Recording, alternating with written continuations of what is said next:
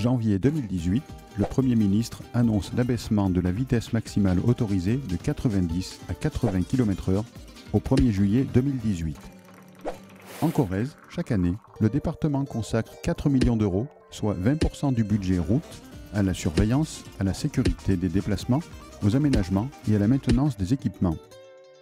Le réseau autoroutier en Corrèze, c'est 3,5% du linéaire routier, 13% des accidents corporels, plus de 15% des tués sur la route. Sur nos routes départementales, entre 2012 et 2017, le nombre des accidents corporels est passé de 79 à 66, le nombre de blessés de 109 à 80 et le nombre de décès de 13 à 9.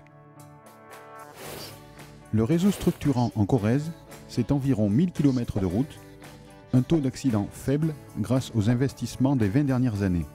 Si l'on passe de 90 km/h à 80 km/h sur ce réseau, il n'y aura pas ou peu de résultats en termes d'accidentalité.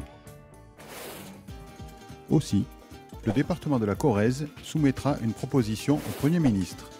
Le droit à l'expérimentation d'une vitesse maximale autorisée dérogatoire à 90 km/h pour certains tronçons. Après études et analyses, ce sont 975 km de routes départementales qui pourront faire l'objet d'une expérimentation à une vitesse maximale autorisée de 90 km/h.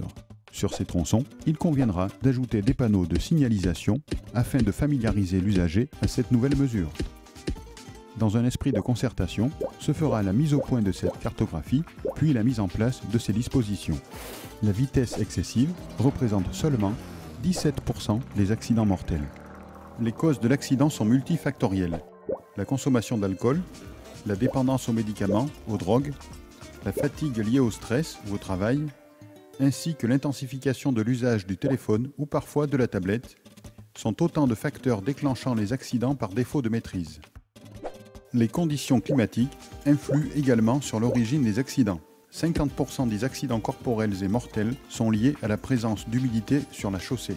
Le programme d'élagage 2018-2021 s'avère de fait cohérent et pertinent.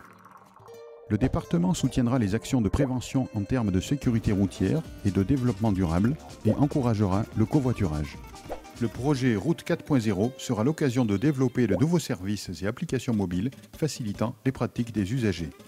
Enfin, le département fera réaliser un suivi indépendant quant à l'impact environnemental d'une telle mesure, émissions polluantes et consommation de carburant.